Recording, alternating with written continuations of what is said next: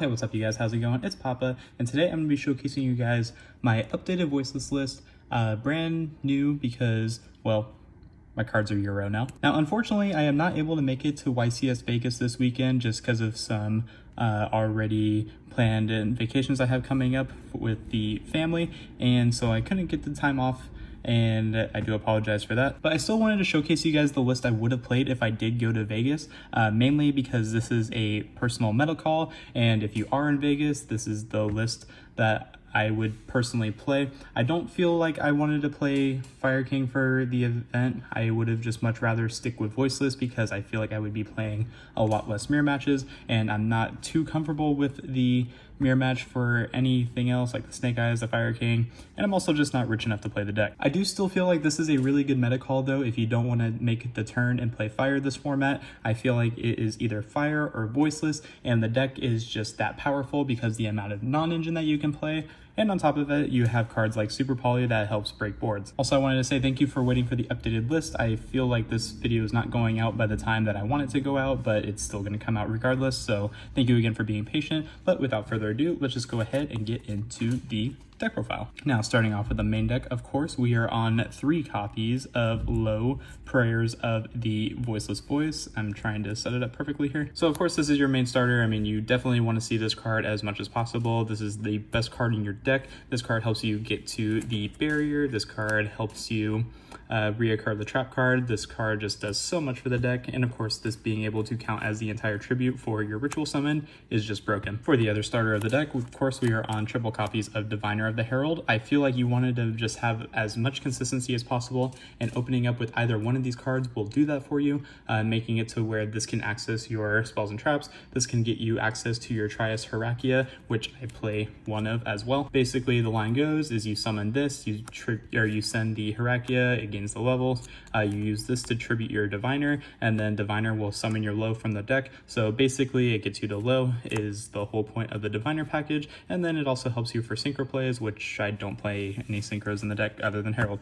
But these are the main starters. You definitely want to see these in every opening hand. Even the Trias is really good because this card can activate in the hand too. So if you go low effect and it's getting hit by like an Imperm or a Veiler, you can train the Trias and then it will pop the card for you, so that way it resolves. So definitely want to maximize these. And then of course we are on triple copies of Saphira, Dragon Queen of the Voiceless Voice. This card just does everything for you. This makes it to where if you get drolled, you can still continue your ritual plays by using this as the ritual spell from the graveyard, so it does so much for you, and then it's just super solid. It's also pretty fat, 2500, 24. Definitely want to see this beauty.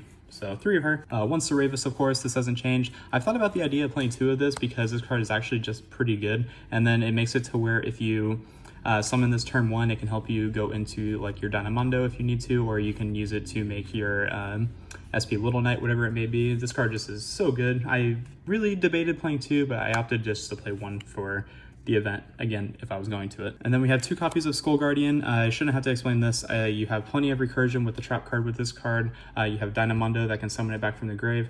Card's super solid, 4100 attack when Low is in the field or in the graveyard. It's also a Baron, so it's really strong. I definitely would only play 2 of it though, because again, you don't need 3, it's just too bricky. And we're playing double Saravis just because, of course, I just feel like this card is still super solid. So only 4 rituals. We're not playing like the Odd Eyes, we're not playing Saphira. I just feel like these do enough for you. Spells, of course, 3 barrier, 2 prayers, and then the 1 trap card.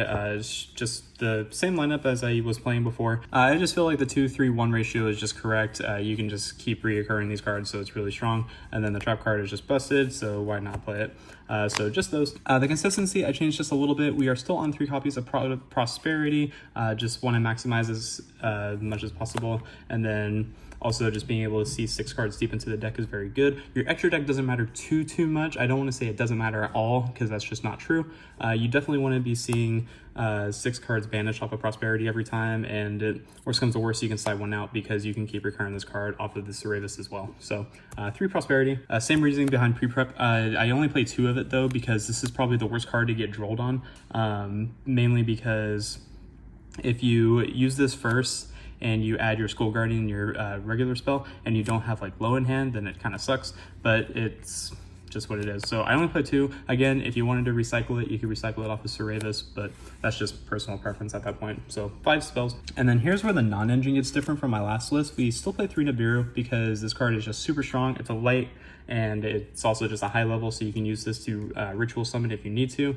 And then we play 3 copies of Effect Veiler, and then we're on 3 copies of Infinite Impermanence in the main deck. These are the only hand traps that I'm playing.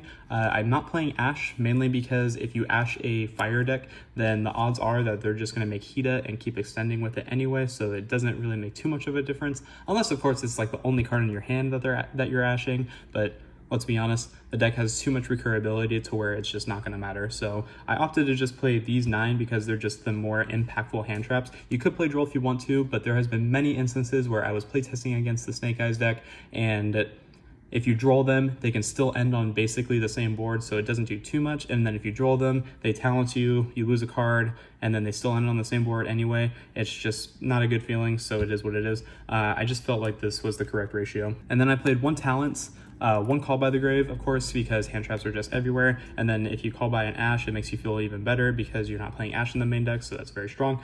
And the last card that I played were 3 copies of Super Poly. I just felt like maximizing on this because, again, if I was going to the YCS, I feel like I'd be playing a lot of Snake Eyes deck. I'd be playing against like Labyrinth. Just Super Poly is really good against those matchups. Being able to just take the whole field away is really good, and I'll show you the target and the extra deck that we play for it. So that's going to go ahead and do it for the main deck. It is 40 cards, no more, no less. I did consider adding a 1-for-1 to make the deck 41 cards, but I wanted to keep the deck as close to 40 as possible, as you know, because I have my saying. So 40 cards, no more, no less. We are playing for the main Super Poly target, the Earth Golem at Ignister, basically being able to get a Cyberse monster and a Link monster, so you're basically getting their end board, which is really strong, and then it's just so good. I mean, I definitely wouldn't play it without it. I would probably consider playing a Draco Equus or whatever the card's called, mainly for like Vanadium, but I don't feel like it would be as represented as Snake Eyes, of course, so I opted to play the Earth Golem. And then we play 1 Garura, really strong to send. It's also just really strong to summon, so why not? 1 Mud Dragon and 1 Entis. Basically, the cards are super strong here. You have to play these 2. You can send this and off of the Diviner, so it's really strong. And then Mud Dragon is just for generic Super Poly target, so why not?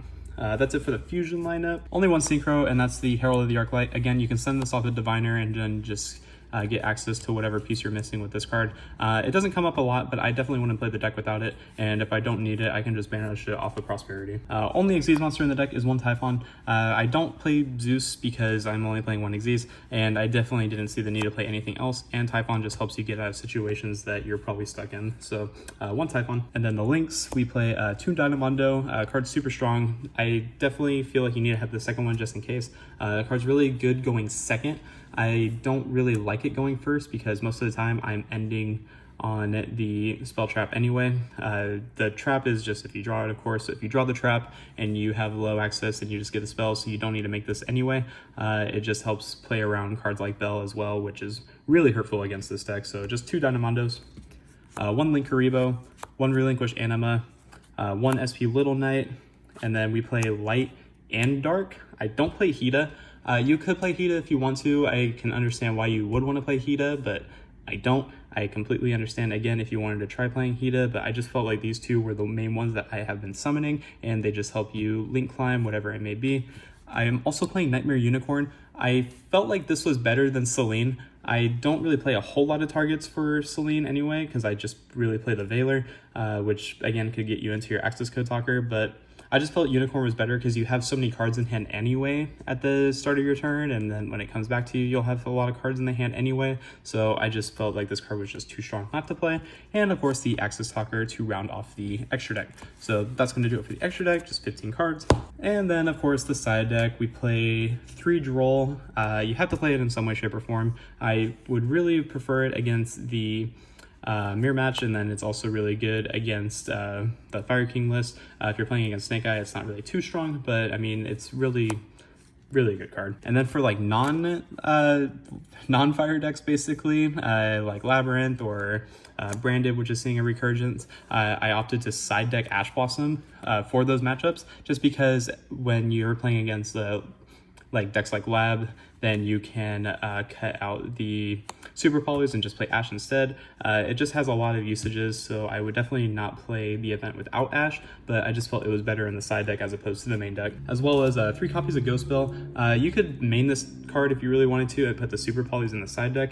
It's really just personal preference, but I enjoyed having the polys in the deck mainly because, again, I thought I was going to be playing against more Snake Eye lists, so I just opted to play Bell instead in the side deck. And then we're on 2 copies of Lightning Storm. These should probably be Cosmic Cyclones if I'm not mistaken. I just felt like Cyclone might be a better choice, but I want to have something for everything, and Lightning Storm is just really solid all around. And then we play 2 Summon Limit for the side deck as well. I don't play 3 because I think 3 was just a little bit too cloggy. And then last card I played was 2 different Dimension Grounds. I think this card's really solid because it just does so much against Fire King, does so much against Snake Eye. It's not really good against Labyrinth, but it can also come up against Branded as well. And then, yeah, that's going to go ahead and do it for the deck profile, guys. I mean, I hope you enjoyed this list. I'm sorry if I talked a little bit too fast through some of the explanations, but I really feel like this is a very solid list. Again, if you are going to the YCS, but since I'm not going, I just thought I'd show you the list that I'd be playing anyway. I just think the deck is really solid all around. Again, I'm just not super big on Fire this format because I just don't really think that it's going to last too long, if I may be honest. I just think that it's going to go away sooner than it did. So that's really it for the deck. Let me know what you would change. Let me know what you would play. And if you are going to YCS Vegas, I wish you the best of luck. And until next time, guys, this has been Papa, and I will catch you all in my next video.